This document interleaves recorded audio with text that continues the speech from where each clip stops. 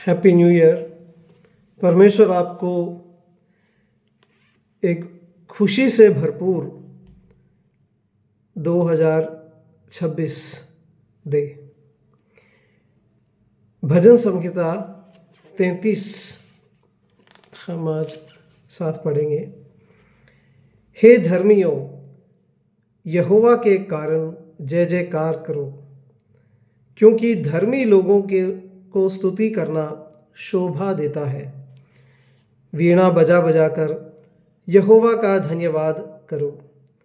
10 तार वाली सारंगी बजा बजाकर उसका भजन गाओ।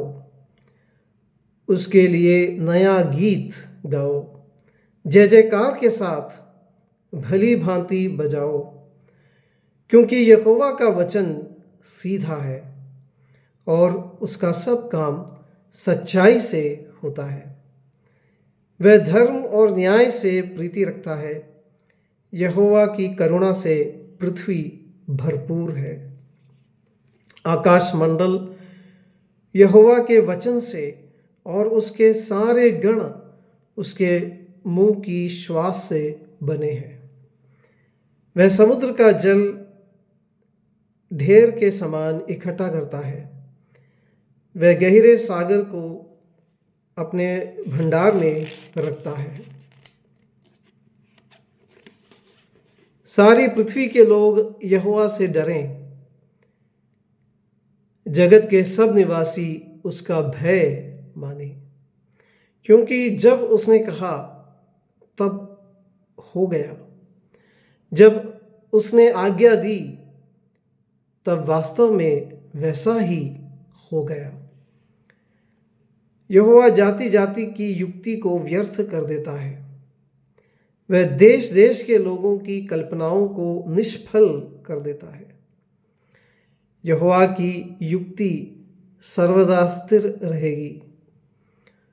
उसके मन की कल्पनाएं पीढ़ी से पीढ़ी तक बनी रहेंगी। क्या ही धन्य है वह जाति जिसका परमेश्वर यहोवा है, और वह समाज जिसे उसने अपना निज भाग होने के लिए चुन लिया है। यहोवा स्वर्ग से दृष्टि करता है। वह सब मनुष्यों को निहारता है। अपने निवास के स्थान से वह पृथ्वी के सब रहने वालों को देखता है। वही जो उन सबों के हृदयों को गढ़ता और उनके सब कामों का विचार करता है। कोई ऐसा राजा नहीं जो सेना की बहुतायत के कारण बच सके। वीर अपनी बड़ी शक्ति के कारण छूट नहीं जाता। बच निकलने के लिए घोड़ा व्यर्थ है। वह अपने बड़े बल के द्वारा किसी को नहीं बचा सकता है। देखो, यहोवा की दृष्टि उसके डरवैयों पर और उन पर जो उसकी करुणा की आशा रखते हैं बनी रहती है, कि वह उनके प्राण को मृत्यु से बचाए और अकाल के समय उनको जीवित रखे। हम यहोवा का आसरा देखते आए हैं। वह हमारा सहायक और हमारी ढाल ठहरा है। हमारा हृदय उसके कारण आनंदित होगा, क्योंकि हमने उसके पवित्र नाम का भरोसा रखा है। हे यहोवा, जैसी तुझ पर हमारी आशा है, वैसी ही तेरी करुणा भी हम पर हो। इसके 9वें पद से 11वें पद तक की बातें जो है एक बार फिर से मैं दोहराता हूं। क्योंकि जब उसने कहा तब हो गया।